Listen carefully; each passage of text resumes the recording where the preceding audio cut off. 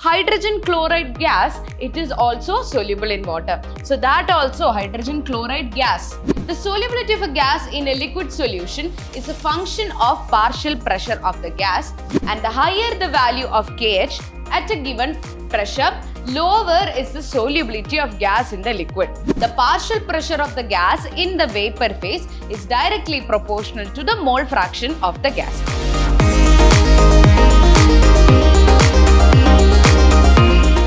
Hello everyone, this is Ambli Unnikrishnan from the Department of Chemistry, Vidhyaashram School of Excellence, Mysore. So today we are back with session 3 of the chapter Solutions. So yes, in the last session we discussed on mole fraction, molarity and molality, the concentration terms, right? And then we started discussing about the next concept, that was solubility. Yes, so in today's session we will be discussing on solubility of gas in liquid, right? And then under which we will be studying Henry's law. Thereby we will be studying about the different applications of Henry's law, and then we will be moving on to the next concept, that is vapor pressure of liquid solutions, right? So beginning with the first one, that is solubility of gas in a liquid. So from your day-to-day life itself or around you, can you take an application or can you relate with any example in your daily life where you have seen, that is solubility of a gas in a liquid? Yes, how do aquatic animals or aquatic species survive? Because of the dissolved gas, that is dissolved oxygen which is present in the liquid, that is the water, right? Because of the oxygen which is present inside the water, that is dissolved in the water, yes, the aquatic animals are able to survive, right? So that is one case in which you have seen that the solubility of gas in liquid, right? Yes. So another one is aerated drinks. Yes, the carbonated drinks that you have seen. Yes, carbon dioxide gas is present inside the, yes, inside that bottle you have seen. When you open it, yes, with the fizz sound, the gas comes out, right? So actually the carbon dioxide gas is stored in these bottles under very high pressure. So that is why once you open it, it comes out with that fizz sound. Right. So in that case also, yes, the carbon dioxide gas, yes, it's a gas which is being dissolved in the liquid.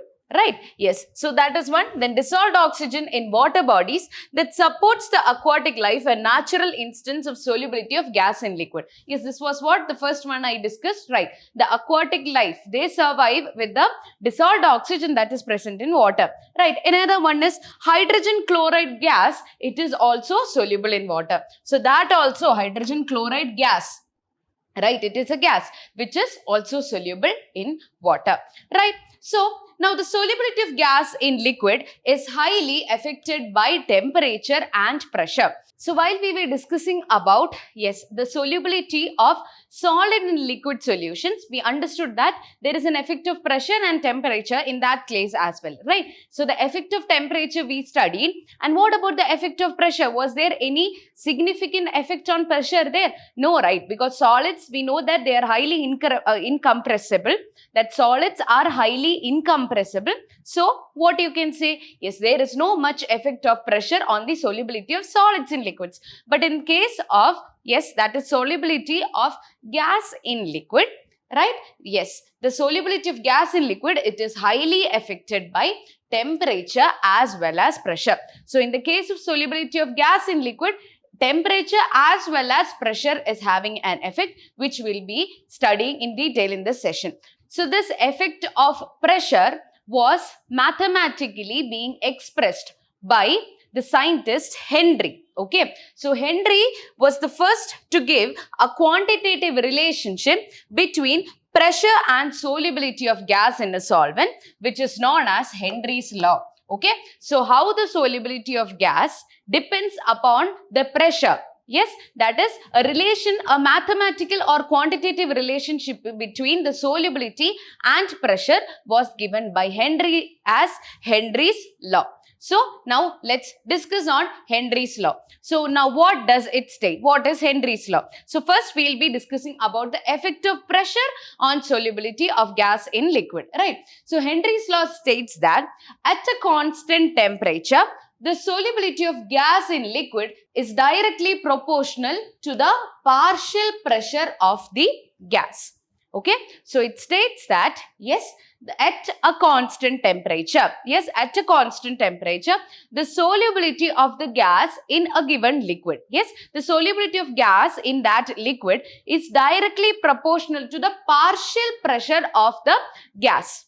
Okay, it is directly proportional to the partial pressure of the gas. This was the law stated by Henry. Okay, the solubility of a gas in a liquid solution is a function of partial pressure of the gas, and if we use the mole fraction of gas in the solution as a measure of its solubility, then it can be said that the partial pressure of the gas in vapor phase is proportional to the mole fraction of the gas.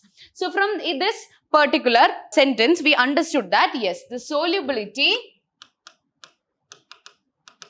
is proportional to the partial pressure of the gas, right? Now, in the next sentence, it is given that if we measure the solubility in terms of mole fraction, if I am representing the solubility in terms of mole fraction, then how does my equation becomes now? Yes, the partial pressure of the gas will be directly proportional to the mole fraction, right? So that you can see here, now the partial pressure of the gas in the vapor phase is directly proportional to the mole fraction of the gas, right? So the partial pressure, which is represented by small p, will be directly proportional to the mole fraction of the gas, that is represented by the symbol chi. Right. So to remove the proportionality sign, we need to add a constant, right? We know that. So it becomes P is equal to KH into chi. The constant that is present here is KH and into chi, right? So what is KH? KH is called as Henry's constant. We are studying about Henry's law, right? So KH is called as the Henry's constant. So yes, so from here, I hope you understood what is Henry's law. The partial pressure, yes, the partial pressure of the gas is directly proportional to the mole fraction of the gas in the solution, right? And yes, from the equation you can see, yes, P represents the partial pressure of the gas, KH is the Henry's constant, and yes, chi is the mole fraction. So, I hope you are clear with the Henry's law. Yes, so now moving on to a graph which is plotted between, yes, mole fraction of the gas and partial pressure. Just now we studied that, yes, the partial pressure is directly proportional to the mole fraction. So, yes, you can predict how will be the graph. So, you can predict that the graph is linear. The graph will be linear, right? Because the partial pressure is directly proportional to the mole fraction. So, yes, when the partial pressure value increases, yes, the mole fraction also increases, right? So, a graph between partial pressure of the gas versus mole fraction of the gas in solution gives a linear graph. As you can see here, it is linear, right? And the higher the value of KH at a given pressure, lower is the solubility of gas in the liquid, right? So, this is very important. When, yes, the KH value is high, the solubility is less. That is, if the KH value is high, yes, the solubility will decrease. Yes, so we can say that, yes, the solubility and KH, it is inversely proportional. So, how did I obtain this? From this, we know that, yes, from Henry's law, we know that partial pressure is directly proportional to the mole fraction. So, can I write it as P is equal to KH into chi? This was the Henry's law, right? So, from here, you can see that when the KH value is increasing, yes, the mole fraction should be decreasing, right? So, if mole fraction is decreasing, that means the solubility is also decreasing. So, from here we can understand if the KH value is increasing, the solubility decreases. That these two are inversely proportional, right? So, I hope it is clear. So, if we draw or plot a graph between the partial pressure of the gas and the mole fraction of the gas, we get a linear graph because they are, yes, as the partial pressure increases, the mole fraction also increases. So, yes, I hope Henry's law is clear. So, in general, what I can say? So, when the pressure increases, the solubility also increases, right? So, as the partial pressure, that is the pressure of the gas increases, yes, what happens? The solubility also increases. So, I hope you are clear with the effect of pressure. Now, moving on to effect of temperature. How does the temperature change affect the solubility of gas in liquid? Now, the solubility of gas in liquids, yes, decreases with the rise in temperature. And the dissolution of gas in liquid is an exothermic process. So, it involves dynamic equilibrium and thus must follow Le Chatelier's principle. So as temperature increases, the solubility of gas decreases. So we know that yes, the dissolution process, that is what we are talking here. It is about dissolution of gas in liquid, right? So this dissolution process is exothermic. Okay, so the dissolution process is exothermic. So that means when the temperature is increasing, the solubility will decrease. Yes, so what is the effect? It is inversely proportional. So, yes, right? So when the temperature increases, the solubility increases. But when the pressure increases, what happens? Solubility also increases. Right? So I hope it is clear. Yes. What is the effect of temperature and pressure? The effect of pressure, according to Henry's law, we understood that when the pressure is increased, the solubility of the gas in liquid also increases. Now, what about the effect of temperature? When the temperature increases, the solubility decreases. Now, an application of this can be seen in the aquatic life as well. See, the aquatic life, they prefer cold water rather than warm water, right? Yes, they prefer cold water, or they are comfortable in cold water. Why it is that? Rather than warm water, they are comfortable in cold water. Why is it that? See, in the case, this part you can see, that is the temperature increases, the solubility decreases. So in cold water means the temperature is less, right? So temperature decreases means, yes, the solubility will increase. So in cold conditions, that in cold water, yes, the temperature is less. Right. So in cold water, when the temperature is less, that means the solubility will be more. Yes, now the solubility of the gas in water will be more. That means more amount of oxygen is available for the aquatic life. Yes. So in the case of warm water or hot water, what happens? They are not able to survive because when the temperature increases, solubility of the oxygen in water also decreases. That means, yes, the availability of oxygen will be less. So that is why, yes, aquatic life prefers cold water, because when the temperature decreases, the solubility of the gas increases. That means, yes, more of oxygen is available for them. I hope it is clear. Right. Now, let's move on to the different applications of Henry's law. So, the first one, to increase the solubility of carbon dioxide in soda water and soft drinks, bottles are sealed under high pressure of carbon dioxide. So, this in the beginning of this session also I discussed, right? So, in the soda water or other carbonated drinks, we know that once we open it, yes, a fizz can be observed, right? Yes, what is that coming out? That gas which is actually coming out, it is carbon dioxide gas, right? So, yes, the carbon dioxide gas which is present inside the bottles, they are sealed under very high pressure. So, if you are increasing the pressure, we know that, yes, the solubility also increases, right? So, if they are sealed under high pressure means, yes, under high pressure, the gas will be more and more soluble in the water. So, in the case of soda water, yes, the soda, that is the carbon dioxide gas, is sealed inside the water under high pressure. Yes, then once we open it, it comes out. I hope it is clear. Now, the next one, the solubility of gas increases with decrease of temperature. Now, due to this, aquatic animals are more comfortable in cold water than warm water. Yes, about this we discussed now. Yes, now the oxygen cylinders used by sea divers, that is scuba divers, yes, are filled with air which is diluted with helium to minimize the solubility of nitrogen in the blood by decreasing its partial pressure to avoid the risk of bends. Now, what is this? Yes, the scuba divers, we know that when they are going into deep sea, they take an oxygen tank with them, right, for breathing. So, now we know that when they go deep down to the sea, what happens? Yes, the pressure increases, right? As we move down, the pressure increases. So, when the pressure increases, the solubility of the gas will also be more, right? Then it is fine. But when they once come back to the surface, what happens? Suddenly the pressure is decreasing. The pressure will drop. Now what happens? The solubility of the gas will also decrease, right? So in this case, a health issue can be formed that is called as bends, which is the bubbling of nitrogen gas in the blood, which can be deadly at some times. So to avoid this happening, yes, helium is also mixed with the air, which is given to them while they go for scuba diving. So we know that they carry this oxygen tank with them, right? Yes, which is consisting of air. Now in that air, a little bit of helium is also diluted. It is diluted with helium as well to avoid the formation of bends, which can be deadly also at times. Yes. Now the next one, at high altitudes, partial pressure of oxygen is less than at the ground level.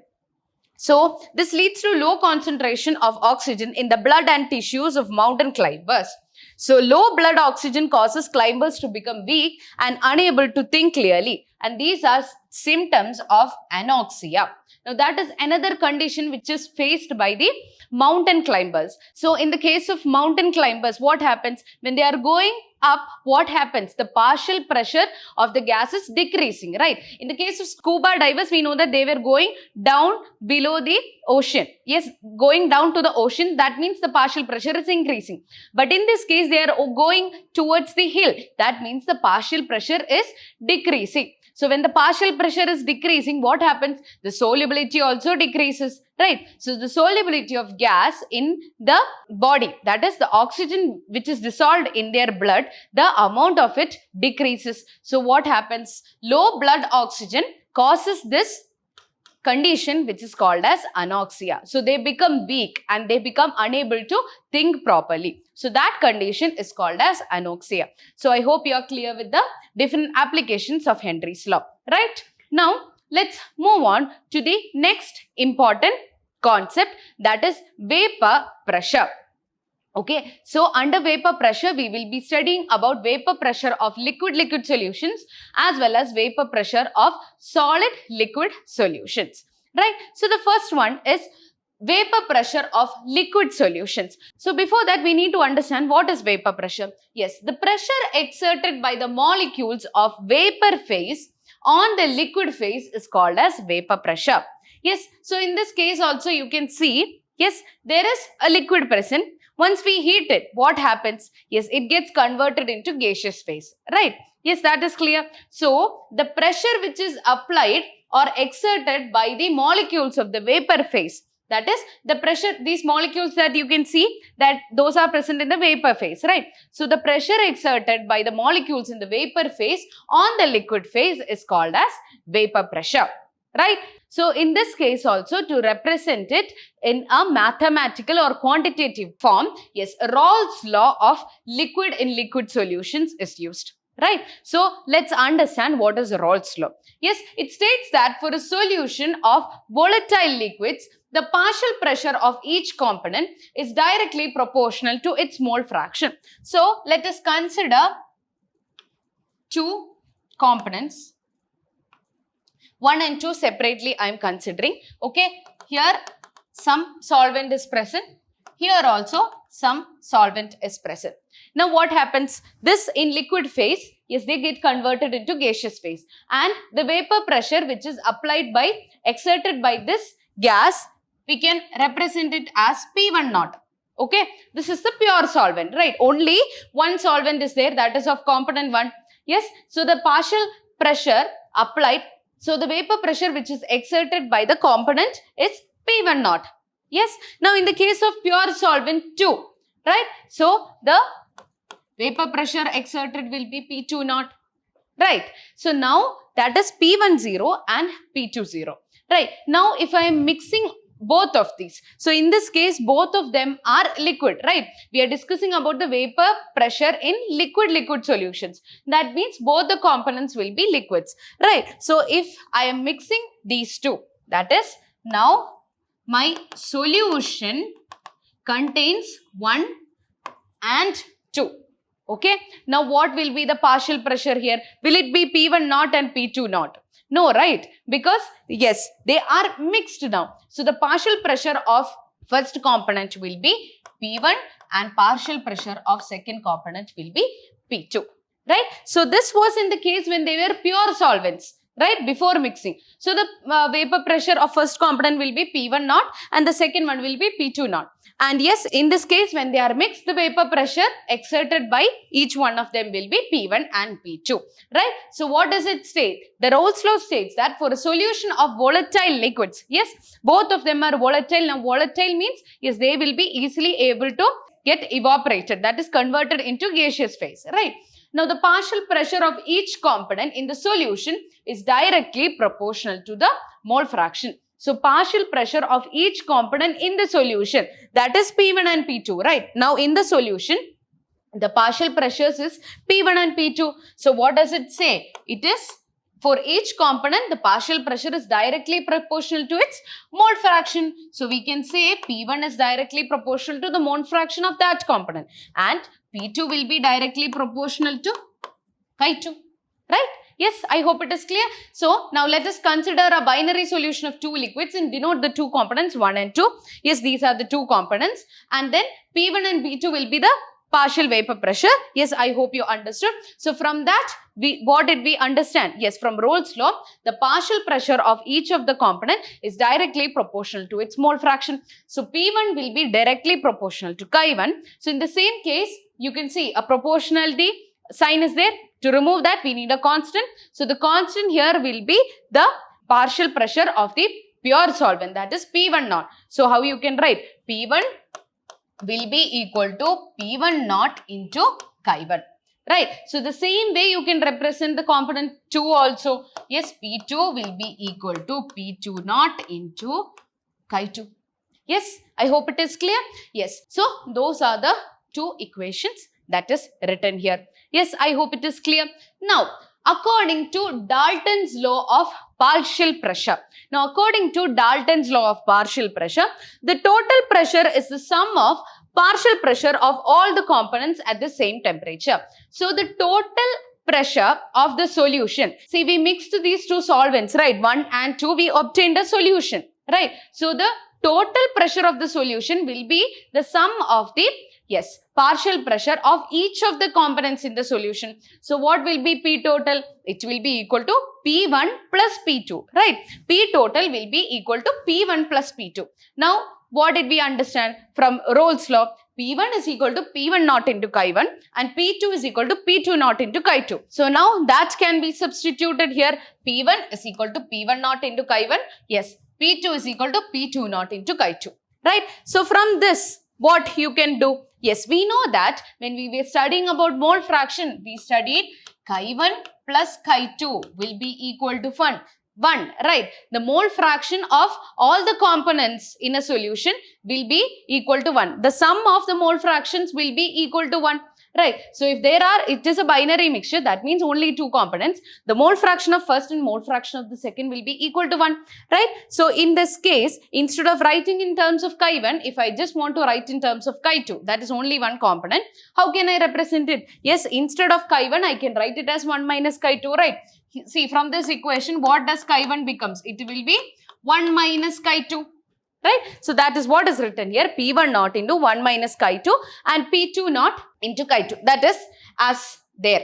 Okay. Now, if I am taking this P1 naught inside, yes, in this equation, P1 naught into 1 minus chi2 plus P2 naught into chi2. Now, I am taking this P1 naught inside. That means P1 naught into 1 is P1 naught. Now, P1 naught into chi2, 1 minus sign is also there. So, it becomes P1 naught chi2. And what is left here? P2 naught chi2. Yes. Okay. So, in this equation, that is what is written here. The equation. From this, we can take the chi2 outside. It is common, right? So, the equation becomes P1 naught plus P2 naught minus P1 naught into chi2. Right. So, this is the equation for the total pressure. Yes, according to Dalton's law, it is the total pressure is equal to the partial pressure of the all components in the solution. So, that's how we obtain this equation, right? I hope it is clear. So, from this equation, certain conclusions can be drawn. Now what are those? Yes, the total vapor pressure over the solution can be related to the mole fraction of any one component. Yes, as you can see here, it is related to only one component here, right? The total pressure is only related to the mole fraction of second one. That is the second component, right? So that is the total vapor pressure of the solution can be represented in terms of only one component, right? And the total vapor pressure of the solution varies linearly with the mole fraction of component 2. Now it is, yes, we represented it only in the form of this second component. Now this varies, that is a partial pressure varies directly with the mole fraction. That is the vapor pressure directly varies with mole fraction. So if I plot a graph between the vapor pressure and the mole fraction, yes, it will be a linear graph, right? Yes. Now the next one is depending on the vapor pressure of the pure components 1 and 2, total vapor pressure over the solution decreases or increases with the increase of mole fraction of the component 1. So let's understand this graph. Okay, so when we draw a graph between vapor pressure and mole fraction, right? So we know that chi1 plus chi2 is equal to 1. Right, the mole fraction, the sum of the mole fraction will be equal to 1. So, if chi1 is equal to 1, what will be chi2? Yes, it is 0, right? And here, yes, when chi1 is equal to 0, chi2 will be equal to 1. So, what does this chi1 is equal to 1 means? The mole fraction of the first component, it is equal to 1. That means, yes, there is no presence of the second component there. Only first component is there. That means, now what is the vapor pressure corresponding to that? It will be P1 naught, right? It is the first pure solvent, right? Now moving on to this part. Yes, chi1 is equal to 0 and chi2 is equal to 1. Yes, the mole fraction of the second component is equal to 1. That means, yes, the chi1 is equal to 0. There is no presence of the first component there. Only second component is there. So that means, yes, that corresponds to P2 naught. Yes. I hope it is clear. Now, we know that when the partial vapor pressure increases, yes, what happens? The mole fraction also increases, right? So, here we know that the chi2 was 0 in the beginning and then it started increasing and then finally it reached P2 naught, right? And the same way, yes, here also it is increasing. So, this line corresponds to P2 and this line corresponds to P1. And this difference that you can see here between the P1 naught and P2 naught, that will be the P total. That is P total will be equal to P1 plus P2. Yes, that is we can also write it as P1 naught chi1 plus P2 naught chi2. In this way also it can be represented. So I hope the graph is also clear for you, right? So that is about the Rolle's law.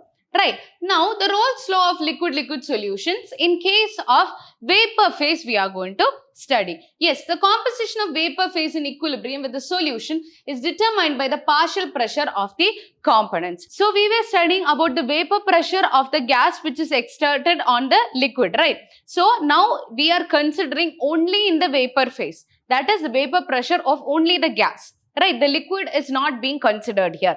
That is only the gas. So, in that case, if Y1 and Y2 are the mole fraction of the components 1 and 2, respectively in the vapor phase, right? So, let's take the component 1 here.